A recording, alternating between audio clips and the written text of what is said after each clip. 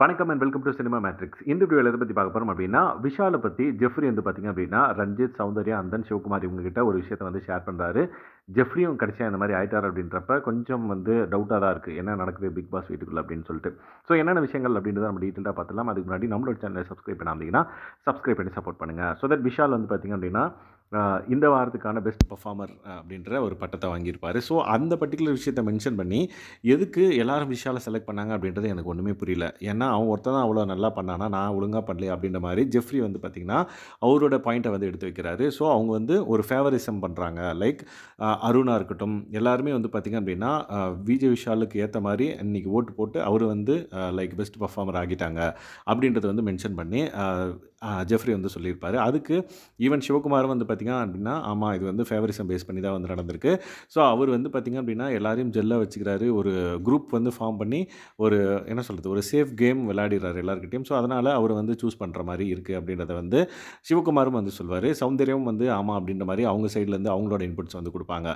So இந்த particular விஷயம் மூலமாக என்ன தெரியுதுன்னு பார்த்தீங்கன்னா, லைக் ஜெஃப்ரி இது வரைக்கும் வந்து பார்த்திங்கன்னா எல்லா விஷயத்துக்கும் வந்து டீம் ஓகே டீம் இது பண்ணாலும் சரி அப்படின்ற மாதிரி சொல்லிட்டு இருந்தார். பட் இப்போது இந்த விஷயத்தை சொன்னதுக்கப்புறம் அவர் டீமுக்குள்ளே லைக் ஏதாவது ஒரு டிசிஷன் எடுக்கிறப்ப அவர் வரணும் அப்படின்றது தான் நம்ம எக்ஸ்பெக்ட் பண்ணுறது. But let's wait and watch அது எப்படி நடக்குது அப்படின்றத பார்க்கலாம். ஸோ இவர் தனியாக இங்கே வந்து பார்த்திங்க அப்படின்னா எல்லார்ட்டையும் வந்து இப்படி சொல்கிறது வந்து கொஞ்சம் வியர்டாக தான் இருக்குது. ஏன்னா ஒரு விஷயம் வந்து கருத்து வேறுபாடு இருக்குன்ற பட்சத்தில் குரூப்பாக பாய்ஸ் டீம்லாம் ஒரு மீட்டிங் வைப்பார்ல, அங்கே வந்து இவர் வந்து அவரோட கருத்தை எடுத்து வச்சிருக்கலாம். பட் ரீசெண்டாக ஏதோ ஒரு மீட்டிங் கூட வந்து பார்த்திங்க அப்படின்னா இவர் வந்து போகாமல் அவங்க எடுக்கிறது ஓகே தான் அப்படின்ற மாதிரி விட்டுட்டார். ஸோ அவர் எங்கே தேவையோ அங்கே பேசியிருக்கணும் அப்படின்றது தான் வந்து என்னோட கணிப்பு. ஸோ அவர் வந்து இந்த மாதிரி பேச வேண்டிய இடத்துல பேசாமல் இந்த மாதிரி அவருக்கு வந்து பெஸ்ட் பர்ஃபார்மர் அப்படின்ற ஒரு விஷயம் அவர் கிடைக்காதனால இந்த பர்டிகுலர் விஷயத்த ஒரு செட் ஆஃப் பீப்புள்கிட்ட வந்து டிஸ்கஸ் பண்ணுறது எந்த அளவுக்கு கரெக்ட் அப்படின்றது எனக்கு தெரியல. ஸோ உங்களுக்கு இது சரியாக படுதான்றதை மறக்காமல் இந்த வீடியோக்களை கமெண்ட் பண்ணுங்கள்.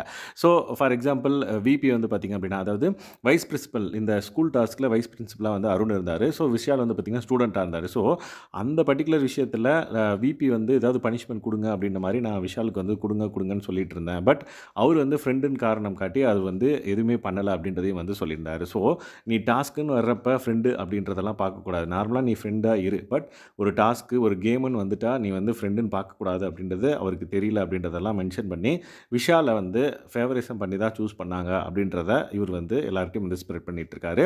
ஸோ இந்த விஷயம் அடுத்த லெவலுக்கு எப்படி மூவ் ஆகுது அப்படின்றத நம்ம அப்கமிங் வீடியோவில் பார்க்கலாம்.